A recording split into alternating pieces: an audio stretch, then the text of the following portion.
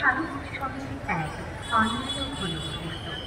আমাদের এবছরের বিশেষ ভাবনা ব্যাংককের অভিনন্দন।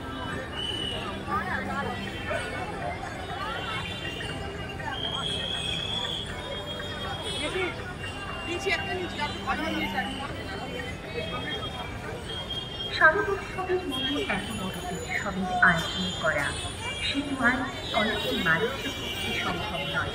এর পিছনে লুকিয়ে থাকে কত মানুষের অক্লান্ত পরিশ্রম, কত মানুষের পূর্ণ সহযোগিতা।